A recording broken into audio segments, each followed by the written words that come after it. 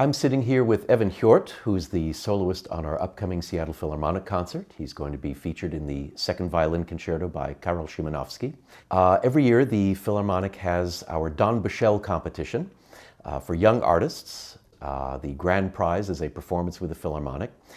I think it's safe to say that the bulk of our competitors choose works from the more traditional repertoire, and that's not a slur on Tchaikovsky, Beethoven, Mozart. But very occasionally, we have a soloist who bravely brings in a concerto off the beaten track. And I think it's fair to say that last year, after Evan's performance of the Szymanowski for the competition, the collective dropping jaws of myself and the other judges could probably have been heard as far south as Portland, Oregon. A stunning performance, not only technically, but in terms of the comprehension, in terms of the way that Evan has wrapped himself up in the emotional language of this concerto. So welcome to the Seattle Philharmonic podcasts. And I wanted to have you talk, first of all, the first time that Evan and I met socially, I asked you, how did you find this concerto, or how did it find you, and what made you decide, I have to learn this piece?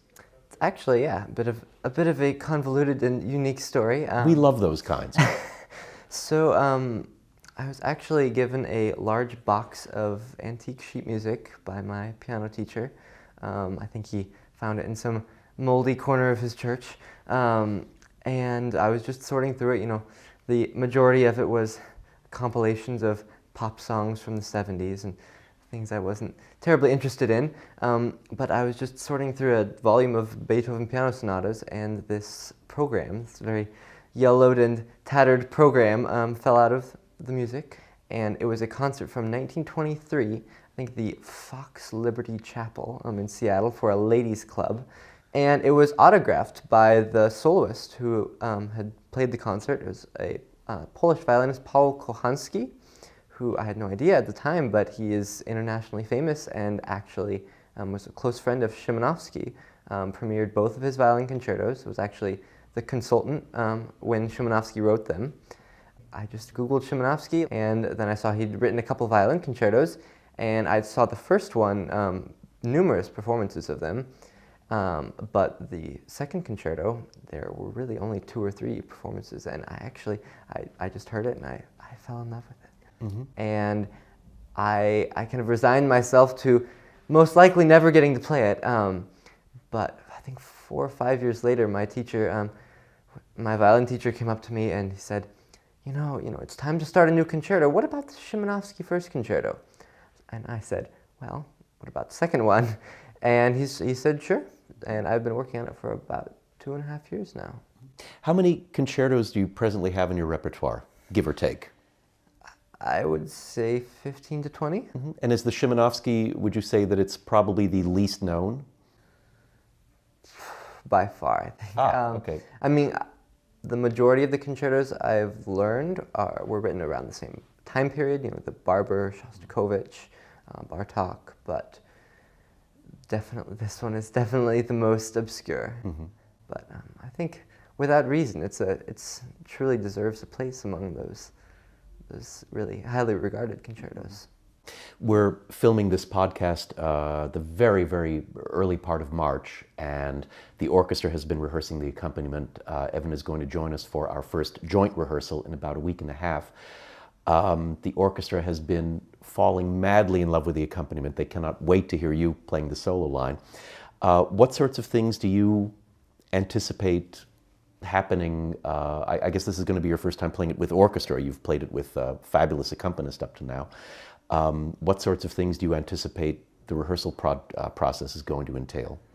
A lot of working on timing, because it's just the structure, the format of the piece is very, very rhapsodic, individualistic, I'd say, and it's one thing to coordinate with a pianist, and it's another thing to coordinate with an entire orchestra. Mm-hmm. And the texture of the orchestral accompaniment is just really rich, and I think it's going to be a challenge to put the violin part with the orchestra, but I think we can do it. What do you say? I know we can. Yeah. Okay. Talk a little bit about, if you would, the concerto itself, the folk influences, the unique structure. Can you tell us a little bit about what we can anticipate, what is going to perhaps seem familiar because of our knowledge of other classical repertoire, and what's going to really make us stand up and realize what a unique voice Szymanowski had?